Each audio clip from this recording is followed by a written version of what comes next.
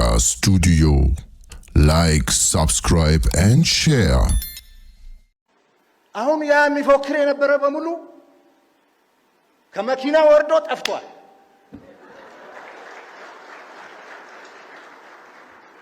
ስለዚህ ከመኪና ወርዶ የጠፋውን እግረኛ እየፈለግን ነው። አሁን ቲፒኤልኤፍ ማለት በንፋስ ላይ እንደተበተነ ዱቄት ማለት ነው። ከእንግዲህ በኋላ ሰብስበን ዱቄት ልናደርገው አንችልም። ጁንታው ጋር የነበረን የመጀመሪያ ኦፕሬሽን ማክሲመም 3 ሳምንት ሊፈጀብን፣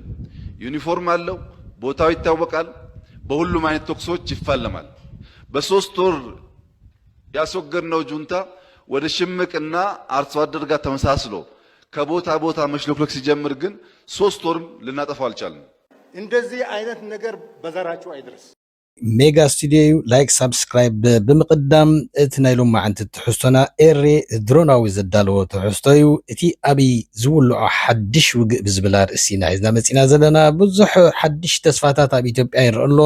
እቲ ዓብይ ብስራት ኮይኑ ክርአ ዝኽእል ዘሎ ወይ ከዓ ንዕዘቦ ዘለና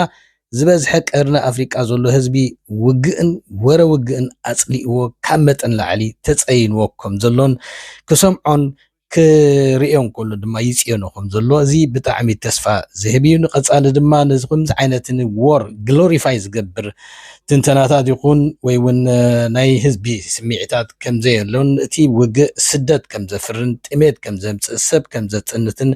ውግኣትን ስንኩላንን ከም ዘበዝሕን ዝተረድኦ ይመስል። እዚ ብጣዕሚ ደስ ዝብል ተስፋ እዩ።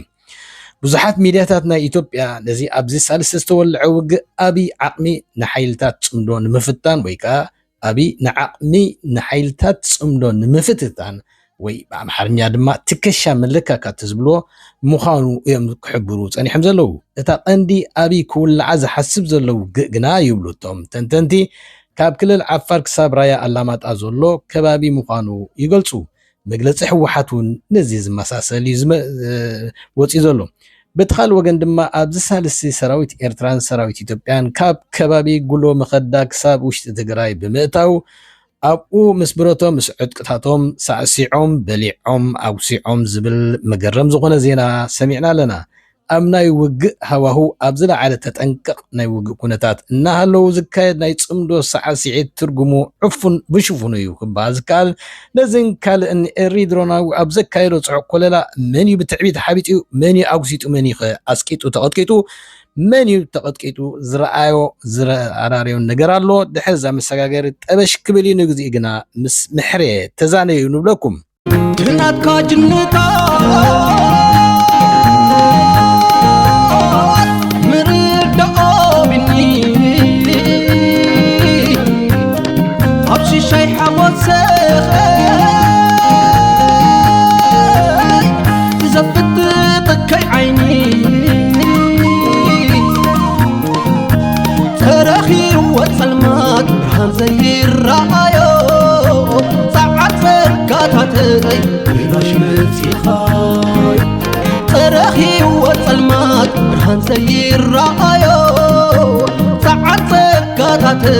بلاش متسيخاي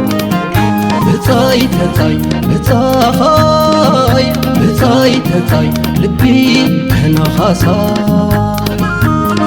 انت بتاي تتاي بتاخاي بتاي تتاي لبي هنا خاصاي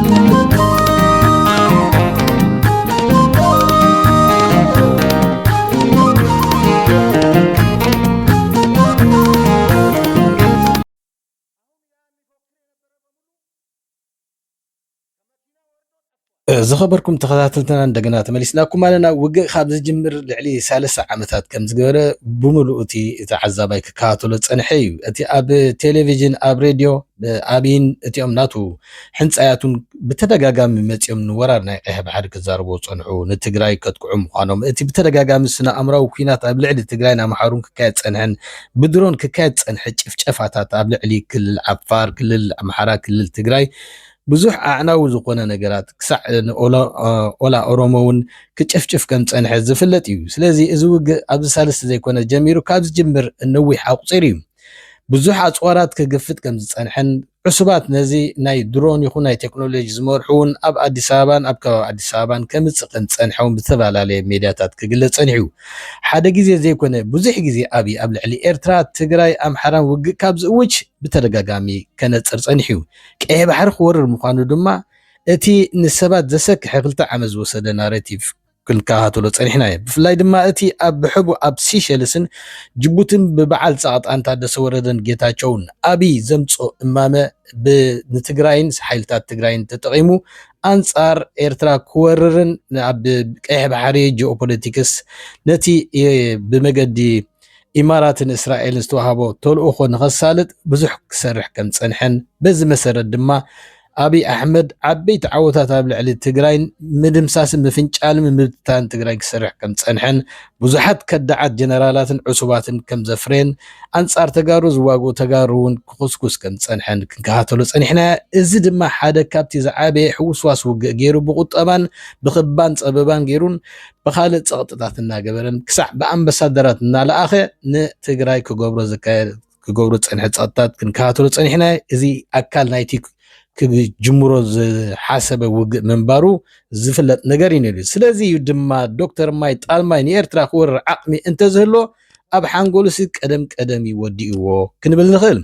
እቲ ኣብ ዝሓለፈ 3 መዓልታት ወይ 3 ዓመታት ኣብ ልዕሊ ህዝቢ ትግራይ ክካይዶ ፀንሐ ስነኣምራዊ ውግእን ናይ ዕፅዋን ክባን ድማ ንህዝቢ ምልዕዓል ሰራዊት ንምብታን ራዕዲ ምፍጣርን ብዝለዓለ ክሰርሓሉ ፀኒሑስ ብዙሕ እውን ኣድሚዕሎም እዩ ብዙሓት ገላይ ዓዲጉ ኣንጻር ትግራይ ድማ ኣሰሊፉን እዩ ኣብ ኤርትራ ድማ ኣብይ ዝነበሮ ሕልሚ ናይ ኮሪደር ልምዓት ኣብ ኣስመራ ከካይድ ምዃኑ ገሊጹ ነይሩ እቲ ሕልሙ ድማኒ ኣብ ቀይሕ ባሕሪ ኣብ ዓሰብ ኢትዮጵያ ትብል ዓባይ ኢምፓየር ብኦሮሞ ትምራሕ ፈጢሩ እሱ ናይ ንጉስ ወይ ከዓ ናይ ጂኦፖለቲክስ ጉሩ ኮይኑ ክነብር እዩ ዝፅበይ ነይሩ ኢሳያስ እከይ ግብሪ ድማ ንናይ ኮሪደር ልምዓት እዩ ዘይኮነሉ እምበር ንናይ ኮሪደር ንብዓስ ወይ ከዓ ስትራቴጂክ ስትረስ ንማእከል ኢትዮጵያ ናይ ምልኣኽ ክስታይስ ናይ ተቃወምቲ ኢንክቤት ናይ ምግባር ዝተኻሕነሉን ዘመኮረሉን ተግባር እዩ ቀደሙን ኢልና ኮተን 4 ጅባ ቂምታ ምስ ፀገባ ብኣምሳለ ናይ ፅምዶ ኩዳ ኣብ ትግራይ ብዓልመን ከም ዝዓርዳ ፍሉጥ ነይሩ ነቲ ዘረባ ንምሕፃር ግን ኣብይ ብዓፋር ይኹን ብራያ ኣላማጣ ውግእ ክኸፍት ይኽእል ዶ ንዝብል ሕቶ ብወገነይ ኣይመስለንን ዝብል እዩ ከመይ እንተና እዛ ፈተና ናይ ግንባር ሸረሪና ፅቡቕ ፈተና ተፈቲኑ ስለ ዝወፀ እንታይ ኮይኑ ኣፅቂጡ እቲ ባዕሉ ዝፈልጦ ነገር እዩ እቶም ናይ ውሽጢ ዓንኬል ዝፈልጡ ከም ዝገልጽዎ ዘለዉ ድማ ሰራዊት ትግራይ ኣብ ዝሓለፈ ውግእ ንሰራዊት ብልጽግና ቀጥቂጥዎ ጥራይ ዘይኮነ ብድሮንን ብመካናይዝድን ጨፍጪፍዎ ጥራይ ዘይኮነ ክሳዕ ማይ ካድራውን በፂሑ ከም ዝነበረን እዚ ድማ ነቲ ሰራዊት ኣብይ ክሳዕ ክንደይ እቲ ፈተና ከቢድዎ ከም ዝነበረ ክግለጽ ፀኒሕሎም እቲ ኣብይ ዝዓበየ ፈተና ዝተፈተና ግና እቲ ኣብይ እንኮ ዝምካሓላ ፀብለልተና ናይ ቴክኖሎጂ ወይ ከዓ ልክዕ ነቲ እስራኤል ሰሪቆም ንሓሳበይ እናበለ ነቲ ዓዳኽ ዲሊጅን ዝኾነ ኣተሓሳስቡ ናይ ድሮን ቴክኖሎጂ ፀብለልታ ኣለንን ሞዲካፕቴሽን ገይረ ነቶም ሰራዊት ኣዘዝቲ ትግራይን ክውድኦም እየ ንሰራዊት ሻዕብያን ኣዘዝትን ክውድኦም እየ ኢሉ ዝምካሓሉ ዝነበረ እንኮ ፀብለልታ ናይ ሃይሊ ኣየር እዚኣ ኣብዛ ዝሓለፈ ዝገጠመቶ ብጣዕሚ ከስቅጥ ዘገደደቶ ነገር ምንባራ ክፍለጥ ይከኣል ሰራዊት ብልጽግና ድማ ኣመና ኣሰንቢዳቶ ምህላዋይ ዝግንገር ዘሎ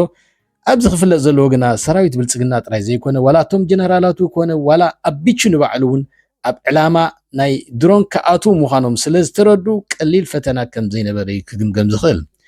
ኣብይ ኣብ ልዕሊ ኢትዮጵያ እዩ ውግእ ኣውጁ ዘሎ ኩሉ ሰብ ኣብዚ ክርድኦ ዘሎ ኣብ ኢትዮጵያ ምስ ኢትዮጵያ ይዝዋጋ ዘሎ ኢትዮጵያ ማለት ሰሜን እዩ ብሓይሊ ብፓወር ብበዝሒ ብገለ እንድሕሪና ኣብ ታሪክ ናይ ኢትዮጵያ እቲ ሓይሊ ዝበሃል እቲ ናይ ሰሜን እዩ እዚ ድማ ኢትዮጵያ ከብላ ዝኽእል ኩሉ በቲ ታሪክ ይኹን በቲ ኣብ ዝሓለፈ ናይ ፖለቲካ ናይ ታሪክን ናይ ወተሃደራዊ ታሪክን ብከምኡውን እቲ ማጆሪቲ ኢን ክላስ ኢን ስታቱ ኢን ፓወር ተባሂሉ ዝግለጽ ኣብቲ ሰሜን ከም ፀንሐ ኩሉ ሰብ ዝፈልጦ እዩ እዚኣ ድማ እቲ ኣብይ ንርእሱ ኣብ ኦሮሚያ እውን ደገፍ ከም ዘይብሉን ዝበዝሐ ህዝቢ ኦሮሞን ቶም ኤሊታት ዝበሃሉ ዝበዝሑ ድማ ኣብ ኣንጻር ናይ ኣብይ ዝሰብ ዝለኻኺምና ክጠፊኡ ክሳዕ ጃምላዊ ህልቂት እውን ስሕበት ፈጢሩ ንዓና ኣብ ሓደጋ ክእትወና ይናበሉ ወላ ጥራይ ዘይኮነ ቶም ዓበይቲ ምሁራትን ሰልፍታትን ውድባትን ከይተረፉ ኣንጻር ኦሮሞ እዩ ዘሎ ማለት እዩ ስለዚ እዚ አንጻር ኦልሞዝ ዝብል ጌጋዩ አንጻር ብልጽግና ዝብል ኣፍዩ እዚ ማለት ድማ ብልጽግና በይኑ ተሪፉ ዘሎ በቃ ከምባሩካ ኣብታ ናይ ኦሮሞ ትብል በዓት ተሓቢኡ እታ ዕጭው ድጽበ ዘሎ መንጋ ናይ ተኻሉ ይኽባል ይከኣል እዩ ስለዚ ብኣቢ ምስ ኢትዮጵያ ይዝዋጋእ ዘሎ ማለት እዩ ምስ ኢትዮጵያ ጥራይ ዘይኮነ ከዓኒ ኣብ ጎረባብቲ ድማ ምስ ኢትዮጵያ ምስ ሱዳን ምስ ኤርትራን ምስ ክልል ዓፋርን ካልኦትን ተደሚሩ እዚ ምስኦም ይኽዋጋእ ዝሓስብ ዘሎ ማለት እዩ እዚ ጽምዶ ሓይልታትን ተደሚሮ ድማ ከመይ ገይሩ ክኽእሎም እዚ ክሳዕ ክንደይ ደልጁንድ ምዃኑ የርእካ ብራይ ኣላማጣ ክመጽእ እንተፈቲኑ ድማ ተጋሩን ኣምሓሩ ናይ ጎቦታት ውግ ወይ ከዓ ማውንቴን ዎርፌር ናይ ቼዝ ዝጻወቱሉን ዝመልክዎን ውግኣት ስለ ዝኾነ እዚ ናይ ሓድሽን ህፃውንቲ ዝኣኻኸበ ሰራዊትን ኣብ ጎቦታት እዚ ክዋጋ ኢልካ ተወሳኺ ናይ ተሬን ሽግር ክዕድም ኢልካ ዝሕሰብ ኣይኮነን ግን ዓሻ ስለ ዝኾነ ኣይፍትኖን ኢልካ ዝግመት ኣይኮነ እዚ ማለት ድማ ኣቢ ዕላማን ወንን ዘይብሉ ሰራዊት ደጀን ዝኾነ ህዝቡን ይኹን ወይ ከዓ ብዓቢኡ ነትውግእ ዘይድግፍ ህዝቢ ሒዙ እዩ ኣብ ኣሸጋሪ ቅርፂ መሬት ወይ ዘይፅወር ክሊማዊ ኩነታት ክዋጋእ ዝፍትን ዘሎ ወይ ዝሓስብ ዘሎ ማለት እዩ እቲ ድሮ ኣብ ንእሽቶ ፈተና ጥራይ ትግራይ ብሜካናይዝን ድሮንን ፀረ ድሮንን ዛዕተዓጥቆን ንየማነ ፀጋም ድማ ድሕሪቱን ብሓያል ናይ ምክልኻል ዕምቆት ወይ ስትራቴጂክ ደብስን ከምኡ ናይ ሓያል ናይ ሎጂስቲክን ናይ ዲፕሎማቲክ ኮሪደርን ዓጢቑ ከም ዘሎ ኣብዛ ዝሓለፈ ፈተና ተዓዚቦ ኣሎ ኣቢ ዕምሩ ሓፅር እንተዘይደሊ ድማ እዚኣ ዓባይ ፈተና ክፍትናዩ ክደግማ ኢልካ ዝሕሰብ ኣይኮነን እታ አንኮ ኣቢ ዝኣምና ነገር እንተልያ ዝኾነ ሓይሊ ንማእከል ኤርትራ ንማእከል 4 ኪሎ ገጹ ክግዝግስ እንተፈቲኑ ኣሜሪካ ደው ክተብለሉ ልዑል ትፅቢት ኣሎ እዚኣ ድማ እታ ኩሉ ግዜ ኣሜሪካ ተደጋግማ ጉዳይ ብምዃና ንትግራይን ኣምሓራን ፀቕጢ ክትኮኖም ትኽእል እያ እቲ ዘሐጉስ ነገር ግና ኩሉ ህዝቢ ቀርኒ ኣፍሪቃ ውግን ወረውግን ኣጽሊእዎን ኣመና ኣፈንፊንዎን ብምህላው ኣቢይ ውነታ ማእኸል ኢትዮጵያ ክመርሕ ከም ዘይክእል ብዙሓት ሃገራትን ዓበይቲ ሓይልታትን ተረዲኦሞ ስለ ዘለው እቲ ፈተና ክፍትኖ ድሓስብ ንባዕሉ ናይ መቕበሪኡ ፈተና ክትከውን ስለ ትኽእል እዚ ሓደ ካብቲ ተስፋ ዘህብ እዩ እዚ ድማ ሙሉእ ማለት እቲ ውግእ ክሳዕ ክንደይ ስደተኛታት ከም ዘፍልስን መስዋእቲ ሞት ዘየድሊ ሞት ከምኡ ነቲ ሕርሻ ዝሕረሰሉ ምህርቲ ወቕቲ ኣብ ሓደጋ ዘእቱ ብምዃኑ ብዙሓት ዓበይቲ ሓይልታት ክድግፎ ኣይክእሉን እዮም ኢልካ ትፅበይ ነዚ እናፈለጠ እንድሕር ኣትይዋ ድማ ንሱ ዕምሩ ክሕፅር ምዃኑ እዩ ዝፍለጥ እንታይ ሒዙ ክገጥም ድማ ናብታ መቃብር እዩ ክኣጥም ክበዓል ዝኽእል እዚ ኤሪ ድሮናዊ ዘኸበርኩም ተኸታተልና በኻልእ ትሕሶ ክሳብ ንረኸብ ሰሰናይ ንኹሉና አሁን አብይ ካልኩሌሽኑን አሳምራቃለሁ ይነግረን ስለነበረ ማለት ነው ስብሰባ ላይ በዚህ ውጊያ እርግጠኛ የነበረው እንደነው የትግራይ ጦር ቢያንስ ኢሳያስንና የሻዕቢያን ሰራዊት ያዳክማል ብሎ እርግጠኛ ነበር